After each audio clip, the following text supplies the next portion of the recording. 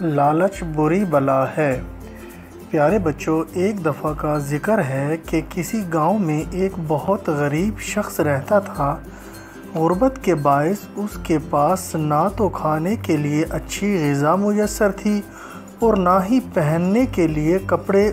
اس کی یہ حالت دیکھ کر ایک بزرگ کو اس پر ترس آ گیا اور انہوں نے اس کو ایک بطخ دی اور بتایا کہ یہ بطخ ہر روز ایک سونے کا انڈا دیتی ہے، اس کو لے جاؤ اور جب یہ سونے کا انڈا دے تو اس انڈے کو بیچ کر اپنی ضروریات پوری کرو، مگر یاد رکھنا کہ زندگی بھر کبھی بھی لالچ نہ کرنا ورنہ ساری زندگی پچھتانا پڑے گا۔ وہ شخص بطخ لے کر خوشی خوشی اپنے گھر آ گیا۔ اگلے روز جب اس نے بطخ کو دانہ ڈالنے کے لیے ڈربے سے باہر نکالا تو اس نے دیکھا کہ اس ڈربے میں ایک عدد سونے کا انڈا موجود ہے۔ وہ یہ سب دیکھ کر بہت حیران ہوا۔ اس نے وہ انڈا اٹھایا اور بازار جا کر بیچ آیا۔ بطخ ہر روز ایک سونے کا انڈا دیتی رہی اور وہ شخص ہر روز انڈا بازار جا کر فروخت کر دیتا۔ اس طرح وہ امیر ہونا شروع ہو گیا۔ اس شخص نے ایک عالی شان محل تعمیر کروایا اور خوب آرام سے زندگی بسر کرنے لگا۔ ایک دن اس نے خواب میں دیکھا کہ وہ بہت امیر کبیر انسان بن گیا ہے۔ جب صبح اس کی آنکھ کھلی تو وہ اس خواب کے متعلق سوچتا رہا۔ آخر سوچ کر جب وہ تھک گیا تو اچانک اسے خیال آیا کہ میری بطخ روز ایک سونے کا انڈا دیتی ہے۔ اگر وہ اسی طرح ہر روز ایک انڈا دے گی تو اسے امیر آدمی بننے میں بہت عرصہ لگے گا۔ وہ سوچنے لگا کہ کیا تدبیر اپنائی جائے جس سے وہ راتوں رات امیر کبیر ہو جائے۔ آخر اس کو اپنی بطخ کا خیال آیا تو اس نے سوچا کیوں نہ میں اپنی بطخ کو ذبح کر دوں اور اس کا پیٹ چاک کر کے سارے ہی انڈے نکال کر بازار میں فروخت کر آؤں، تو اس طرح میں امیر کبیر انسان بن جاؤں گا۔ یہ سوچ کر وہ بہت خوش ہوا اور فوری طور پر کمرے میں گیا اور وہاں سے ایک تیز دھار چھری اٹھا لایا۔ اس نے بطخ کو پکڑا اور اس کو ذبح کر ڈالا۔ اس آدمی نے جب بطخ کا پیٹ چاک کیا اور اس نے دیکھا کہ وہاں تو کوئی انڈا نہیں تھا، اسے اپنی اس حرکت پر بڑا غصہ آیا اور بہت ملال ہوا۔ اب وہ کبھی بھی سونے کا انڈا حاصل نہ کر سکے گا۔ اس طرح اسے اپنے لالچ کی کڑی سزا مل گئی۔ تو پیارے بچوں، اس کہانی سے ہمیں یہ سبق حاصل ہوتا ہے کہ لالچ بہت بری بلا ہے۔ جادو کا آئینہ۔ پیارے بچوں، آپ نے یوں تو جادو کی بے شمار کہانیاں سنی ہوں گی، لیکن آج جو کہانی آپ سننے جا رہے ہیں یہ سب سے انوکھی ہے۔ وہ یوں کہ اس میں جو جادو ہے وہ دراصل جادو نہیں ہے۔ آپ سوچیں گے بھلا یہ کیا بات ہوئی؟ خیر، یہ تو آپ کو کہانی سن کر ہی پتہ چلے گا۔ بچوں، آپ نے مصر کا نام تو ضرور سنا ہوگا۔ یہ برِ اعظم افریقہ میں واقع ایک بہت پرانا ملک ہے۔ اللہ تعالیٰ کے فضل و کرم سے آج یہ اسلامی ملک ہے، لیکن ہزاروں سال پہلے یہاں فرعون کی حکومت تھی۔ فرعون کے بارے میں بھی آپ نے سنا ہوگا۔ یہ وہ بدبخت انسان تھا جس نے خدائی کا جھوٹا دعویٰ کیا تھا۔ بچوں، خدائی کا دعویٰ تو صرف اللہ تعالیٰ کی بابرکت ذات پاک ہی کر سکتی ہے جو قادر مطلق ہے۔ کوئی شیطان نما انسان ایسا جھوٹا دعویٰ کرے تو اس سے بڑا گناہ گار کوئی نہیں، اور اللہ تعالیٰ اس پر اپنا عذاب نازل کرتا ہے۔ فرعون پر بھی اللہ تعالیٰ کا عذاب نازل ہوا تھا۔ جیسا کہ پہلے بھی بتایا گیا ہے کہ آج سے ہزاروں سال پہلے مصر پر ایک فرعون حکومت کرتا تھا۔ اس فرعون کے سارے وزیر نہایت خوش آمدی، دغا باز، چلاک اور موقع پرست تھے۔ انہی میں سے ایک وزیر بیتاس بھی تھا۔ اس وزیر نے دغا بازی اور چالاکی سے کام لے کر بہت زیادہ دولت جمع کر لی تھی۔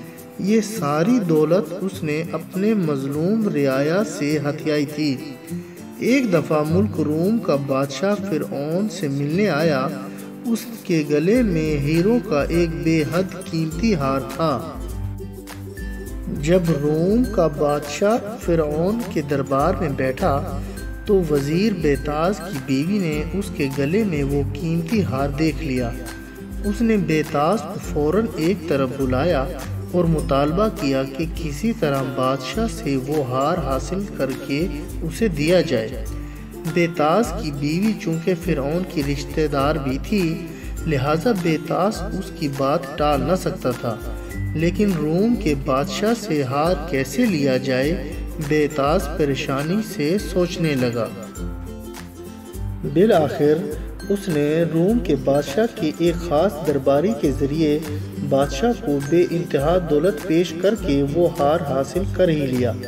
بس یوں سمجھیں کہ ہار کے بدلے بیتاس وزیر کی تمام دولت روم کے بادشاہ کے قبضے میں چلی گئی۔ بیتاس نے صبر و شکر کر کے وہ بے حد قیمتی ہار اپنی بیوی کے حوالے کیا اور سوچنے لگا کہ اب وہ دوبارہ اتنی دولت کیسے جمع کرے۔ دوسری طرف بیتاس کی بیوی وہ ہار لے کر بے حد خوش تھی۔ وہ اپنی سہیلیوں کو ہار دکھاتی پھرتی تھی اور فخر سے اپنا سر اونچا کر کے چلتی تھی کہ اس کے گلے میں دنیا کا سب سے قیمتی ہار ہے۔ ایک طرف وہ خوشی سے چہکتی پھرتی تھی تو دوسری طرف بیتاس کا غم کے مارے برا حال تھا۔ ہار کے بدلے اس کی ساری دولت جو چھن گئی تھی، جو وہ تمام عمر جمع کرتا رہا تھا۔ ایک دن وہ شام کے وقت اپنے ایک خاص کارندے کے ہمراہ شاہی باغ کی سیر کر رہا تھا اور وہ خاصا غمگین بھی تھا۔ اس نے اپنے کارندے سے کہا، اپنی ساری دولت یوں ایک ہار کے بدلے چلے جانے کے بعد مجھے اپنی زندگی بیکار لگتی ہے۔ تم کوئی ایسا مشورہ دو کہ وہ ساری دولت جوں کی توں مجھے واپس مل جائے۔ تم جانتے ہو کہ میں نے یہ ساری دولت سال ہا سال میں جمع کی تھی۔ کارندے نے بیتاس کی بات غور سے سنی۔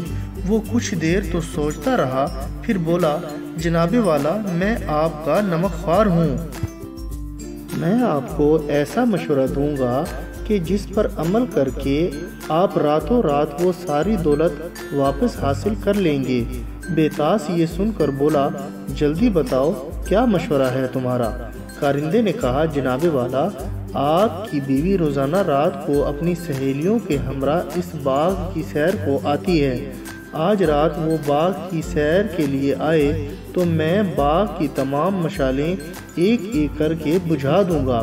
ہر طرف اندھیرا چھاتے ہی آپ اپنی بیوی کے گلے سے ہار اچک لیں گے۔ اس طرح آپ ہار واپس کر کے بادشاہ روم سے اپنی دولت واپس لے لیجیے گا۔ کارندے کا مشورہ سن کر بیتاس وزیر بہت خوش ہوا۔ اتفاق سے باغ کا مالی پودوں کے پیچھے بیٹھا تھا۔ اس نے یہ تمام بات چیت سن لی تھی۔ رات کو بیتاس وزیر نے اپنے کارندے کے ساتھ مل کر اس منصوبے پر عمل کیا۔ بیتاس کی بیوی کا ہار غائب ہوا تو اس نے دربار میں شور مچا دیا۔ فرعون نے فوراً اعلان کرا دیا کہ جو کوئی ہار کا سراغ لگائے گا اس کو ہار کی قیمت کے برابر انعام و کرام سے نوازا جائے گا۔ باغ کے مالی کو چونکہ حقیقت کا علم تھا، لہٰذا اس نے اپنے بیٹے لقمان کو یہ ساری بات بتا دی۔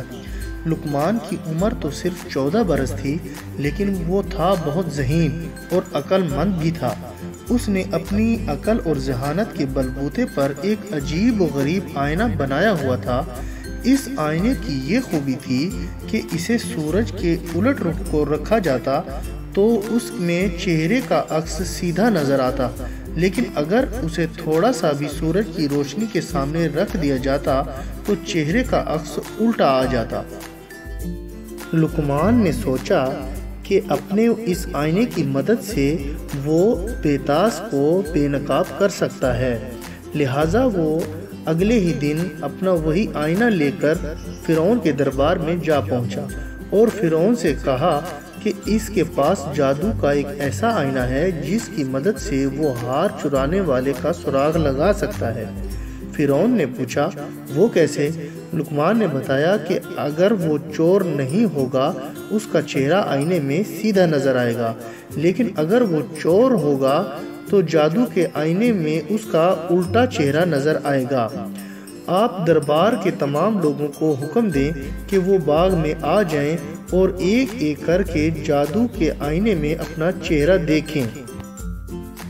فرعون نے حکم دے دیا، چنانچہ دربار میں موجود تمام لوگ ایک ایک کر کے آئینے میں اپنا چہرہ دیکھتے اور آگے بڑھ جاتے۔ آخر میں بیتاس وزیر رہ گیا۔ لقمان نے فرعون سے کہا کہ بیتاس وزیر کو بھی حکم دیں تاکہ وہ بھی آئینے میں اپنا چہرہ دیکھے۔ بیتاس وزیر نے گھبرا کر کہا کہ وہ اپنی بیوی کا ہار کیسے چرا سکتا ہے، جبکہ یہ ہار اس نے خود ہی اپنی بیوی کو خرید کر دیا تھا۔ لیکن فرعون نے سختی سے حکم دیا کہ اسے بھی جادو کے آئینے میں اپنا چہرہ دیکھنا پڑے گا۔ بیتاس نے بہت ڈرتے ڈرتے آئینے میں اپنا چہرہ دیکھا۔ ادھر لقمان نے نہایت ہی چالاکی سے آئینے کا رخ سورج کی طرف موڑ دیا تھا۔ اب جو بیتاس نے اپنا چہرہ اس میں دیکھا تو وہ الٹا نظر آیا۔ یوں لقمان کی عقل مندی سے سب پر اس کا راز کھل گیا، اور راز کھلتے ہی بیتاس نے چوری کا اعتراف بھی کر لیا۔ تو فرعون نے اسے قید بامشقت کا حکم سنایا اور لقمان کو انعام و کرام سے نوازا، اور لقمان نے وہ ساری کی ساری دولت غریبوں میں بانٹ دی۔ تو پیارے بچوں، اس کہانی سے ہمیں یہ سبق ملتا ہے کہ غلط طریقے سے جمع کی ہوئی دولت بالآخر انسان کو سانپ کی طرح ڈس لیتی ہے۔